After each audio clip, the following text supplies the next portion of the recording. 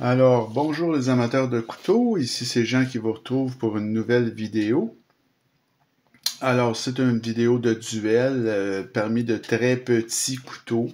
C'est des couteaux, surtout celui-là, le CRKT, qui est très très connu. Le CRKT CEO, hein, CEO. Et vous avez de l'autre côté, vous avez le Booker Spilo, vraiment un mini couteau. Là. Il y a des gens qui aiment bien ça, ces très petits couteaux-là.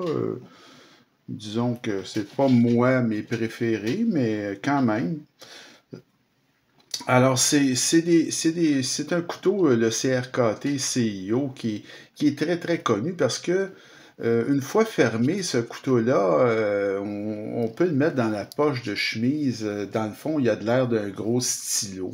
Hein? Je veux dire, c'est vraiment un couteau, soit pas rien qui a appelé ça le CEO, couteau pour apporter au bureau finalement.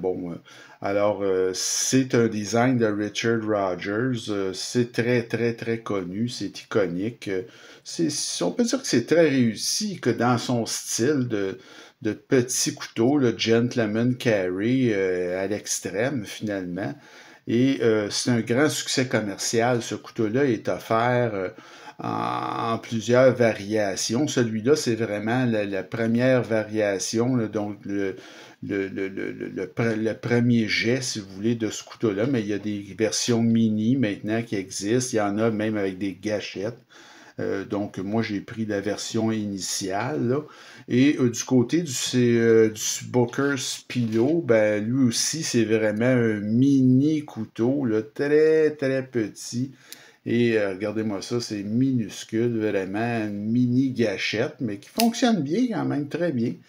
C'est très, très compact, ça aussi. On met ça dans une poche de chemise de préférence.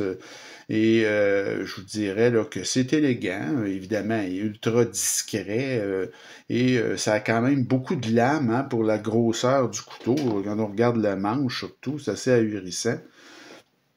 Alors, étant donné la notoriété, j'ai mis l'avantage au CIO pour le design. Au niveau des matériaux, par contre, le CIO, c'est pas des matériaux de très grand luxe, là, disons. Là. C'est de l'acier 8CR 13 MOV. On voit presque plus ça aujourd'hui. C'est du FRN pour la petite poignée, là.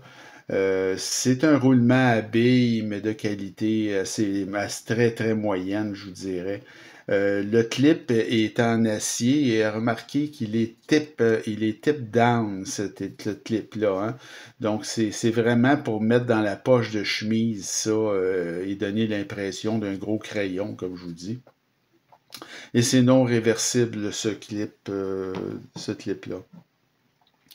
Vous avez du côté des matériaux pour le Booker Spilo, c'est mieux.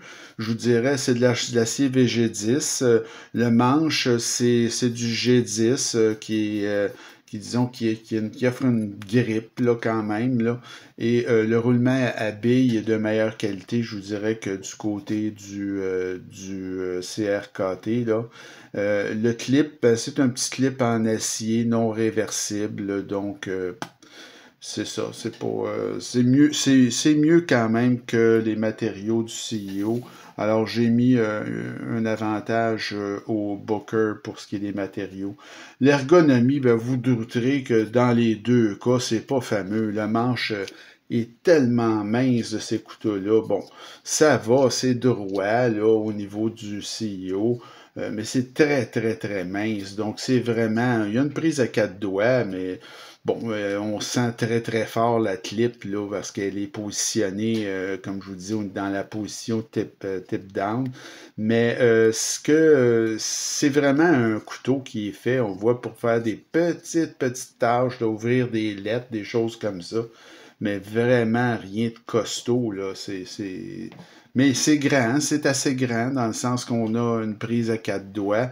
Au niveau de l'ergonomie du stylo, ben là, c'est vraiment aussi là, tellement mince au niveau du manche. Écoutez, ça peut pas être confortable. Et lui, c'est une prise, dans mon cas, à 3 doigts en plus.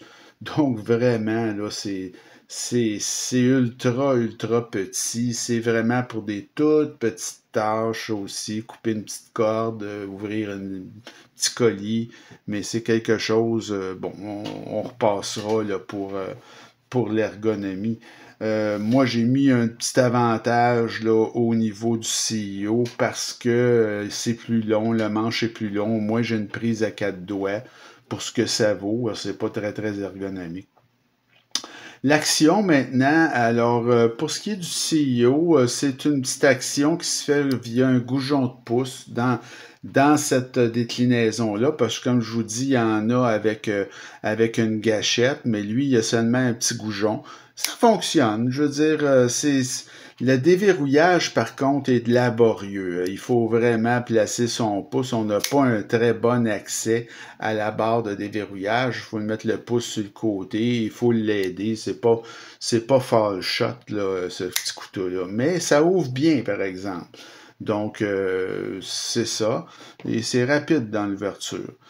Pour ce qui est du petit Spilo, ben lui, il y a une mini gâchette, comme vous pouvez voir, c'est vraiment minuscule, mais au moins ils ont mis de la dentelure.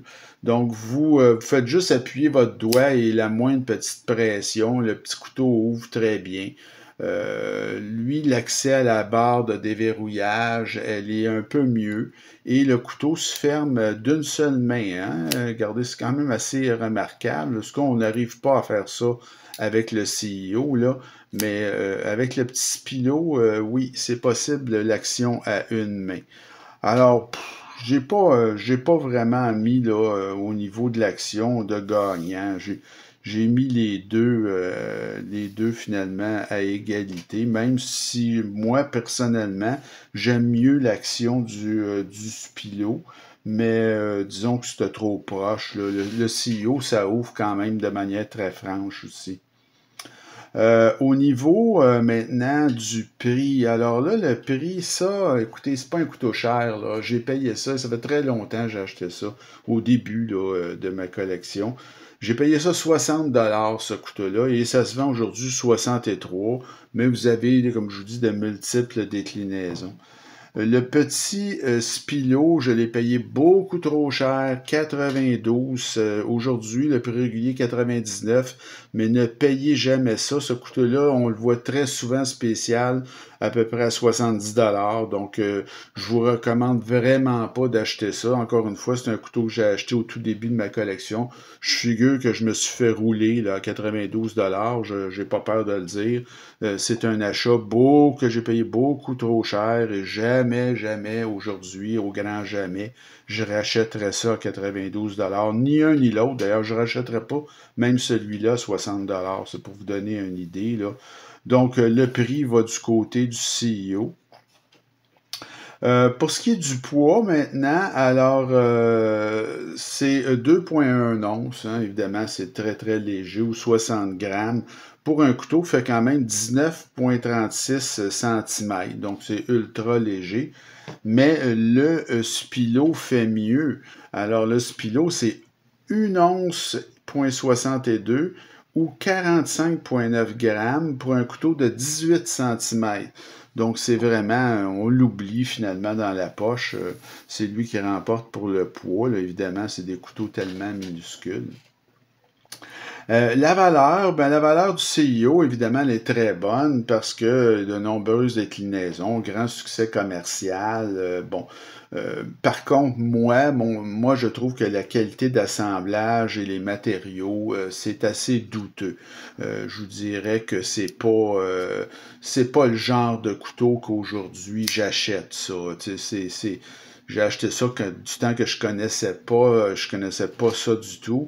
C'est pas un mauvais couteau, mais je veux dire, c'est vraiment, c'est un ouvre-lettre finalement. Ça a peu d'utilité à mon avis, là, une utilité très restreinte. Au niveau du CIO, c'est correct au niveau de la valeur. Moi, j'ai payé beaucoup trop cher, évidemment. Comme je vous dis, c'est souvent en vente à 70 $, pas plus. Vaut pas payer plus que ça.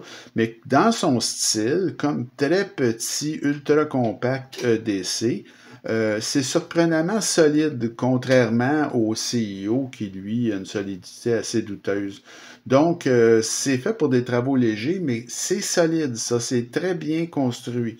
Alors, j'ai mis, au niveau de la valeur, j'ai quand même mis l'avantage, à mon avis, au Spilo, parce que c'est mieux fait, là, faut le dire.